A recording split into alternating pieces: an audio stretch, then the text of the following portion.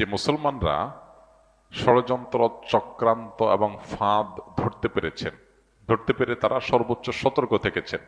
আবারও এদেশের মুসলমানরা সাম্প্রদায়িক সম্প্রীতি বলি, ধর্মীয় উস্কানিমূলক বিষয়ে ফাঁদে পা না দেওয়ার কথা বলি, এ সমস্ত ক্ষেত্রে এদেশে মুসলমানরা আবারও পরীক্ষায় উত্তীর্ণ হয়েছেন। এটা আমাদের জন্য একটা গৌরবের বিষয়।